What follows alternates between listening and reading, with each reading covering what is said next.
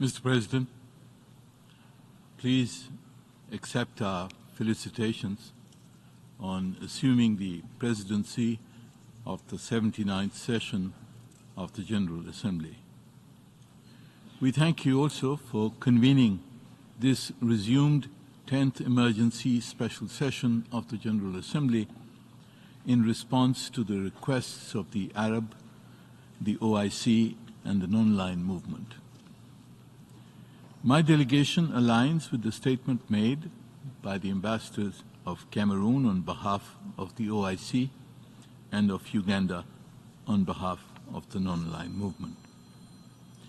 Mr. President, the purpose of this emergency session is to translate into action the historic and comprehensive advisory opinion delivered by the International Court of Justice on 19 July 2024 on the legal consequences of Israel's policies and practices in the occupied Palestinian territory, including East Jerusalem. Pakistan has co-sponsored the draft resolution contained in document ES 10/L31 Rev 1, presented with its enhanced rights by the State of Palestine, which seeks to implement the conclusions of the ICJ. Mr. President, the tragic history of Palestine and its people has been caused by a series of legal and political decisions imposed by colonial and imperial powers. From the Balfour Declaration, the epitome of political betrayal, to the Anglo-American decision to allow Jews persecuted by the Nazis to emigrate to Israel, to the plan to partition Palestine embodied in the ignominious Resolution 181 adopted by this Assembly despite the just Arab and Islamic opposition, to the precipitate admission of Israel to the United Nations. Pakistan's founding father, Muhammad Ali Jinnah, warned in 1948 that Israel's creation would have grave consequences for the peoples of the region. History is witness to these consequences. A state foisted on the land of the Palestinians, the brutal expulsion of the Palestinians in the Nakba, an expansion of the illegal state, the complete occupation of all of Palestine by Israeli military aggression in 1967, a brutal occupation which has lasted 50 years, the steady acquisition of Palestinian lands, properties, and homes to accommodate illegal and aggressive Jewish settlers, the imposition of a segregated apartheid rule in occupied Palestine, the unlawful incarceration of thousands of Palestinians subjected to torture, deprivation, and humiliation, the 30-year siege of Gaza, and now the frequent violations visited on innocent Palestinians, including indiscriminate aerial and land bombardment, killing thousands of mostly women and children, which is now writ large in the ongoing genocide in Gaza, where 41,000 Palestinians have been killed and almost 100,000 injured. A conflict which threatens to spread across and engulf the entire Middle East. Mr. President, against this grim background, the ICJ's advisory opinion marks a milestone of justice, an expression of equity, and a flame of hope. The ICJ's conclusions emphasize that Israel's occupation of the West Bank, East Jerusalem, and Gaza, and its attempts to prolong the occupation and its security policies violate two basic principles of international law.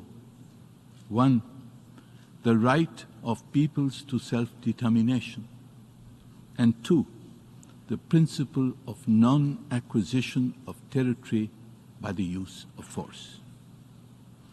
In accordance with the ICJ's advisory opinion, the draft resolution demands that Israel immediately, completely, and unconditionally withdraw from the occupied Palestinian territories, immediately put an end to its unlawful policies and procedures, make reparation for damages caused, comply with the ICJ's orders, and ensure that the Palestinian people can exercise their right to self-determination without impediment.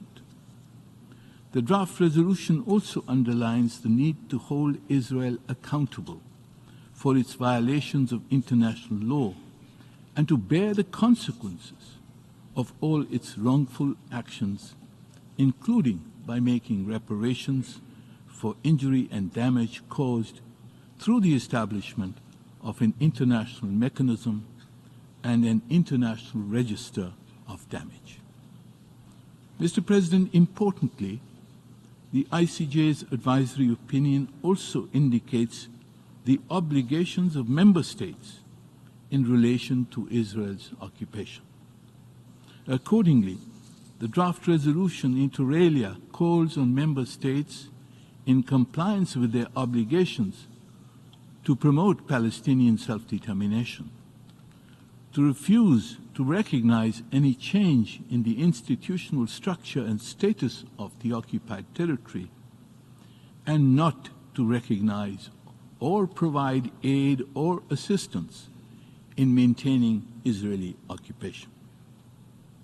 Furthermore, the draft resolution calls on international organizations, including the United Nations, not to recognize as legal the situation arising from Israel's illegal occupation. The Secretary General has also been asked to submit a report on the implementation of this resolution within 3 months. Mr. President, the adoption of the draft resolution before us will require a re-evaluation of the position of member states and the United Nations, especially the Security Council, with regard to Palestine. First, this should reinvigorate the efforts of the international community to oblige Israel to halt its genocidal military campaign in Gaza and its operations in the West Bank, and to withdraw its forces forthwith from there. Second, those states which are continuing to provide military and material support to Israel must halt this in accordance with their obligation not to help in perpetuating Israeli occupation. Third, we must take concrete steps to enable the Palestinians to exercise their right to self-determination. One important step is to admit the State of Palestine as a full member of the United Nations. Another would be to convene the International Conference on Palestine to advance the two-state solution. Mr. President, Pakistan will actively promote the realization of the objectives and decisions arising from the ICJ's advisory opinion and the adoption of the draft resolution in document L31 Rev 1. Pakistan's solidarity with the Palestinian people predates the independence of our own country. We realized independence through the exercise of self-determination. On 14 August 47, our founding father, Quaid-e-Azam, stated, and I quote, "No nation, no people who are worth living as a nation can achieve anything great without making great sacrifice, such as the Arabs of Palestine are making." In 1948, he pledged to aid the cause, I quote, "of the Arabs in Palestine in every possible way." Mr. President, we have lived up to that commitment, and we will continue to live up to that commitment. The opinion of the ICJ and the adoption of the draft resolution before us will be one decisive step towards ending the suffering of the Palestinian people. Inshallah, Palestine will soon be free. I thank you.